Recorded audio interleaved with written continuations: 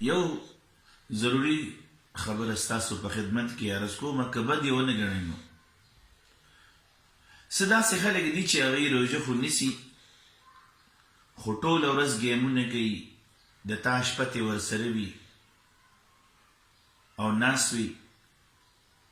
او په تاش باندې مختلف ګیمونه کوي خپل ټایم پاس کوي فلمونه ګوري ډرامې ګوري او چې تپوس ترې نه وکړي دا ته څه کوې وروره و یار روژه مو ده ټایم پاس کوو دا روژه لږ را لنډو دا روژه لنډول نه دي دا روژه لنډول نه دي زما عزتمندو دا د روژې بیړه غر کول دي د روژې نیولو مقصد څه دی الله جل جلاله په قرآن عظیم الشان کې بیان کړي دي کتب علیکم الصیام په تاسو باندې روژې فرض دي کما کتب علی الذین من قبلکم لکه څنګه چې ستاسو نه مخکې په خلکو باندې روژې فرض کړی شوې وي لعلکم تتقون چې تاسو متقیان او پرهیزګاره جوړ شئ ستاسو په زړونو کې د الله تعالی یره پیدا شي که یو سړی روژه ونیسي او بیا هم ګناه کوي نو د داسې سړي باره کې حدیث شریف کې راځي مفهوم د حدیث داسې دی چې د پښمنۍ په وخت کې یو خر له خوله وتړلی شي او د آخر د روژې ماتې په وخت کې بیا راونیسي او د خوله ولې کولو کي نو ټوله ورځ د خر ته د لوږې نه علاوه نور هیڅ شی میلاو نه شو دغه شان که یو سړی روژه ونیسي او مونځ نه کوي د حرامو کارونو نه د حرامو څیزونو نه ځان نه بچ کوي په ناروا کارونو کې لګیا دی بدکارۍ کوي د بدکارو نه ځان نه بچ کوي نو دا سړی وګڼئ چې د خر په شان دی نو لکه څنګه چې د خر له خوله تړلی و په پښمنۍ کې او په روژې ماتې کې وله خوله کولو که ټوله ورځ هسې خولې ته کوری اچولی و نو دغه سړي مو هسې ټوله ورځ خولې ته کوری اچولی دی خوله یې تړلې ده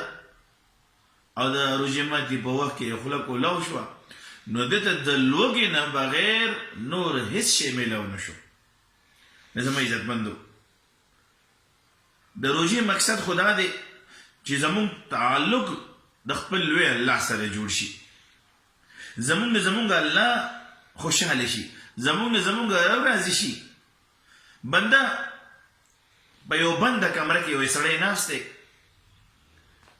او سخت تږی دی دا جبه یې وچه ده دا حلق یې وچ دی یا غسل خانې ته ننوتو او دس چاردام ته ناست دی او داسې ته په خوله کې اوبه اچوي اوس دغه وخت کې چاته هم پته نه لګي څوک یې نه ویني که چېرې فرض که دی دغه ګوټ تیر کي نو چاته پته نه لګي یو لوی الله یې ویني حالانکې دی ښه تږی دی خو بیا هم دی اوبه نه څښي دی وایي زما روژه ده د روژې ماتې په وخت کې انسان ته هر قسمه نعمتونه پراته وي او حلال وي حرام هم نه وي دا روژهدار ښه تږی وي دا روژهدار ښه وږی وي او دی په دې باندې قدرت لري چې دی دا وخوري ورته ګوري خو دی وایي زما د رب حکم نه دی روژه زمونږ تربیت کې زما عزتمندو چې حلال څیزونه هم د الله تعالی د حکم نه بغیر مونږ نه خورو او نه استعمالو نو زما عزتمندو روژه نیولو سره د قرآن عظیم الشان تلاوت هم ډېر وکړو په نبي علیه السلام باندې ډېر درود شریف ووایو ډېر زیات په ذکرو او اذکار کې ځان مشغول ساتو دینی کتابونه الحمدلله نن تقریبا هر یو سړی تعلیم یافته دی دینی کتابونه سټډي کو تفاسیر راولو تفاسیر وګورو تفسیرونه وګورو د قرآن نه ځان خبر کو زما عزتمندو ډېر زیات نفلونه وکړو ځکه چې په روژه کې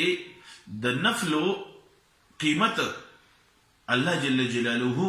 د فرض برابر کړی دی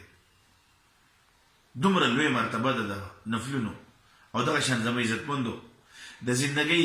قضا منځونه مونږ ډېر منځونه قضا شوي دي نو هر منځه سره یو دوه منځونه قضا را وګرځو، د قبر د آخرت غم وکړو،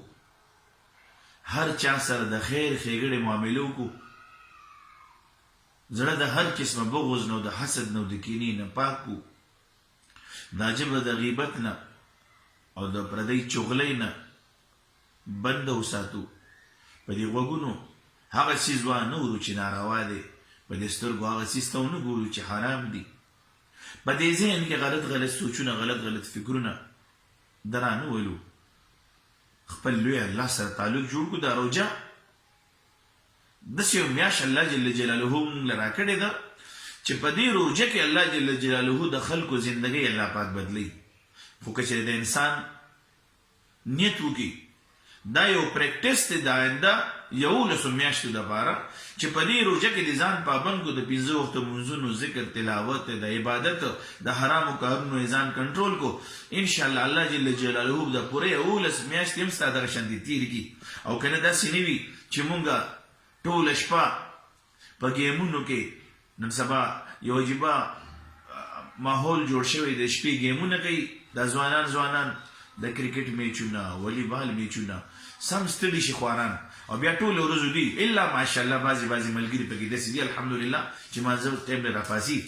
خدا خو نه ده که نه ټول ورځ د روژې چې کم آداب و د هغې نه خو محروم پاتې شو. ورځ د تیره په شمۍ که شپه له خوابه